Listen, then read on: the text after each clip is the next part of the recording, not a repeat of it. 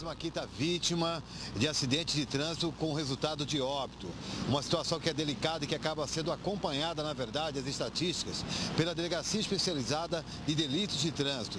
Em função dessa situação e de outras que acabam sendo registradas, nós estamos aqui ao lado do delegado titular da Delegacia de Delitos de Trânsito, que é a Deletran, que é o Dr. Christian Cabral. Dr. Christian Cabral, que tem excelência naquilo que faz, dentro das palavras que são utilizadas e até mesmo o carinho e respeito que ele tem por aqueles que são condutores e que acabam também sendo vítimas de situações iguais ou semelhantes igual a essa. Primeiramente, um bom dia para o senhor.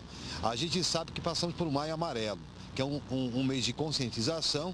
Esse trabalho é realizado não só no mês de maio, mas também através da Operação Lei Seca, que acaba aí atuando grandemente aqui na região, não só de Cuiabá, mas também do município de Várzea Grande, mas os números são assustadores. 25 pessoas aproximadamente agora mortas por acidente de trânsito. É um número alto, doutor?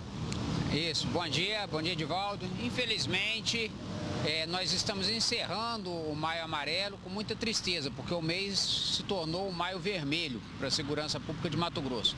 Tamanho o número de pessoas que perderam as vidas em decorrências de acidentes de trânsito na região metropolitana neste período. Agora, o que o senhor consegue perceber de forma minuciosa? Na maioria dos casos, as pessoas que são vítimas, que acabam morrendo, se trata de imprudência de ambas as partes ou, na maioria das vezes, são aqueles que acabam morrendo que provocam a própria imprudência? Então, o ato de dirigir é uma atividade extremamente complexa, né? O condutor recebe informações, analisa e é obrigado a tomar decisões num curto espaço de tempo. Enquanto maior a velocidade, menor o tempo que ele tem para fazer esse processo. E o trânsito não perdoa erros, né? Se você trafegar executando manobras irregulares ou sem a devida atenção, mexendo no celular, olhando para onde não deve, sem se concentrar na direção, ou com a sua capacidade de dirigir afetada, seja pelo cansaço, seja pelo uso de substâncias que alterem a sua capacidade psicomotora, é questão de tempo para você se tornar uma estatística negativa no trânsito, como esses 24 aí se tornaram neste mês. Agora, quando o senhor fala dessa questão da estatística e o que acaba se colaborando para que o acidente ocorra com óbito, o Ronildo Santana, de 41 anos de idade, é jardineiro, morador da região ali da Palmiro Paz de Barros, de uma região de chácaras. Ele estaria vindo de Santo Antônio para Cuiabá, já chegando ali bem próximo para Cuiabá. Ele tentou fazer essa conversão de forma errada, que seria uma travessia no canteiro que divide em duas pistas a Palmiro Paz de Barros. Só que, no sentido contrário, com o cerrado, com aquela fumaça que se cria devido à temperatura que está baixa, ele acabou aí sendo vítima de um choque mecânico e acabou morrendo. É importante lembrar, doutor, que as pessoas têm que tomar cuidado, o pior de tudo, além de embriagada, não cometer essas infrações ou essa conversão irregular?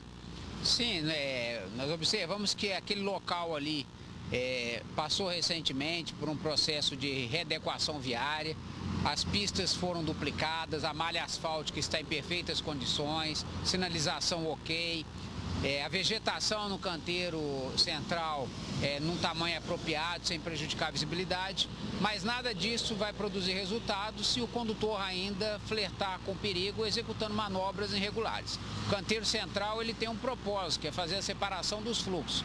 Qualquer outra utilidade que você der a ele, você está criando o risco de se envolver no acidente de trânsito. E não foi diferente com essa vítima de anteontem. Dos casos que o senhor tem acompanhado hoje, o número de acidentes com óbitos que são registrados, as pessoas que praticam ou que estariam dirigindo uma moto ou um carro e que acabam fugindo do local, esse índice aumentou ou diminuiu ou está estável? Não, infelizmente, a gente observa que, apesar das campanhas de educação e das ações de fiscalização, os comportamentos não mudam e a gente permanece aí ao longo desse tempo que se transcorreu desde a edição do último Código de Trânsito do Brasil com as estatísticas quase que estagnadas. Em alguns anos registramos sensíveis, insignificativas melhoras, em outros anos também pioras, mas em linhas gerais as mudanças são muito pequenas, o que revela a dificuldade das pessoas em mudar seus comportamentos, em se adequar às necessidades e às exigências do Código de Trânsito. Só para poder encerrar agora, caso de abril de 2021. Jefferson, dirigindo Corolla em alta velocidade, estaria saindo de uma balada, visivelmente em estado de embriaguez, foi preso em flagrante, com resultado de 2 óbitos de uma senhora diarista, dona Marcilene, e o Igor, motorista por aplicativo. O mesmo acabou sendo absolvido e foi retirado dele a fiança. Como se analisa esse resultado, sendo que a competência dessa delegacia é montar todo o inquérito policial, fazer a instrução e apresentar a denúncia, mas existem leis e a lei acabou aí beneficiando esse rapaz e deixando 2 famílias tristes. Eu queria que o senhor fizesse uma breve avaliação sobre isso. Então, nós estávamos falando sobre a questão de mudanças de comportamento, na verdade, de comportamentos que não são mudados. E uma das razões, se não a mais importante delas, que influencia na capacidade do ser humano mudar o seu comportamento, é a sensação de risco de ser punido quando pratica um comportamento às margens da lei. No Código no caso específico do trânsito, nós temos 2 linhas de ação. Nós temos a punição administrativa e a punição criminal, para aqueles que praticam infrações, delitos de trânsito. E quando essas penalidades, sejam as administrativas, sejam as criminais, elas ficam longe de serem alcançadas por aqueles que praticam esses atos, a sensação de impunidade acaba fazendo com que essas pessoas não sejam estimuladas a mudarem os seus comportamentos. Tá? E aí a responsabilidade é de quem? É daquelas pessoas que compartilham, que comungam para que essas coisas aconteçam. Nós temos uma deficiência legislativa muito grande no nosso país, tá? As pessoas ficam bastante perplexas com casos como esse do Jefferson. Mas a verdade é que a legislação, da forma como ela está hoje, ela não permite outro resultado que não o que aconteceu de fato. Que ele seja colocado em liberdade e responda em liberdade. Os crimes de trânsito são punidos com pena extremamente baixas e, em linhas gerais, pelo regramento jurídico vigente hoje, a pessoa só deve permanecer presa durante a fase de instrução de uma ação penal se houver a presença dos requisitos ensejadores da prisão preventiva.